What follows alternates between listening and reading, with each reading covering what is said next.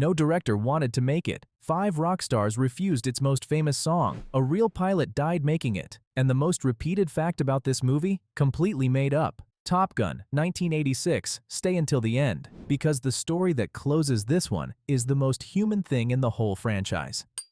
Fact 1: Top Gun exists because one man sat in the wrong seat. In 1983, journalist Ehud Yonai climbed into the back of an F-5 aggressor jet, not as a pilot, but as a passenger. He wasn't prepared. He just wanted to see what a dogfight felt like. Minutes later, he was being thrown around the sky at hundreds of miles per hour, while Navy pilots simulated killing each other. He wrote an article about it. It ran in California Magazine. Almost nobody read it. 2 people did. Jerry Bruckheimer and Don Simpson bought the rights immediately. Their pitch to Paramount: Star Wars on Earth. A story nobody read, written by a man who climbed into a jet he had no business being in, became the blueprint for a decade of blockbusters. Fact 2: the director got the job because of a car commercial. John Carpenter passed, said a US-Soviet dogfight film would start World War III. David Cronenberg passed. The job went to Tony Scott, a British commercial director whose only feature was a critically panned vampire movie. Why he got the meeting? He had shot a Saab ad where a car raced a fighter jet. The man who defined what a modern action film looks like got his foot in the door with a car that wasn't even American. Fact 3: Tom Cruise was the third choice. 2 bigger names said no first. Matthew Modine was offered Maverick. He said there was nothing romantic about war, and walked away to make Full Metal Jacket. Patrick Swayze was approached. John Travolta was approached. Maverick had 3 owners before Cruise. None of them wanted the job badly enough. Cruise said yes. Then he flew in a Navy F-14, pulled 5G, landed, called his agent from the tarmac, told him, "I'm doing it." Fact 4: Val Kilmer tried to tank his own audition. It didn't work. Kilmer thought the script was warmongering. When his agent forced him in, he showed up in oversized shorts and delivered his lines with complete indifference. Paramount cast him regardless. An old contract obligated them to. Iceman exists because of a bad attitude and a worse contract. The film's best dynamic came from an actor who tried to get himself fired before shooting started. Fact 5: Danger Zone was rejected by 5 artists before Kenny Loggins got the call. Jefferson Starship pulled out. Toto recorded a version but withdrew over a vocal dispute. Bryan Adams declined. He felt the film glorified war. REO Speedwagon passed. Corey Hart passed. Loggins got the call last. Reworked the bridge. Delivered the version the world now knows. 5 artists said no to the song that now plays every time someone needs to feel like they're going fast. Fact 6: Tom Cruise is 5'7". Kelly McGillis is 5'10". The studio noticed. Paramount couldn't have their leading man visibly shorter than his love interest. Custom cowboy boots with built-up heels for Cruise. McGillis filmed barefoot. For the jukebox scene, the crew dug a trench in the floor for her to stand in. Hollywood has been quietly adjusting heights for a century. This is just the one they dug a hole for.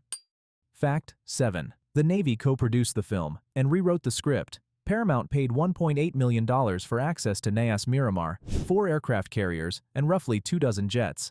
F-14 flight time, $7,600 per hour. In return, the Navy moved the opening dogfight away from Cuba, made Maverick's love interest a civilian, and scrubbed the profanity. The U.S. military co-produced one of Hollywood's biggest hits and edited it before a single frame was cut. Fact 8: Tony Scott paid $25,000 out of his own pocket to turn an aircraft carrier around. He wanted golden hour shots. The carrier was pointed the wrong way. Scott handed the captain a personal check, $25,000, to turn the ship around for 5 extra minutes of light. That is what obsession looks like on screen, and why the light in this film never looks like any other. A director hired for a car commercial, a star who was third choice, a villain who tried to quit. From here, it gets darker. Fact 9: the actors couldn't handle the real jets, so the film faked almost everything you think is real. When the cast flew in actual F-14 Tomcats, the G-forces hit instantly. Vision narrowed, breathing got harder, orientation disappeared. Cruise vomited on his first flight. Most of the cast followed. Only one actor didn't, Anthony Edwards. The irony? Almost none of that footage made it into the film. The cockpit scenes that feel the most intense, the sweat, the shaking, the strain, were shot on a hydraulic gimbal in a hangar in Burbank. Spray bottles for sweat, smoke machines for atmosphere, actors pretending not to pass out.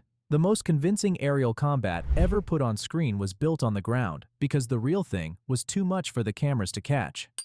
Fact 10: a pilot died making this film. His body was never found. On September 16, 1985, Art Scholl was filming aerial footage off Carlsbad, California. His credits: The Right Stuff, Indiana Jones. He put the plane into an inverted flat spin on purpose. 2 spotters were listening when the radio came through. "I have a problem. I have a real problem." The aircraft kept spinning. It hit the water. Scholl and the plane were never found. The last words in the finished film, dedicated to the memory of Art Scholl.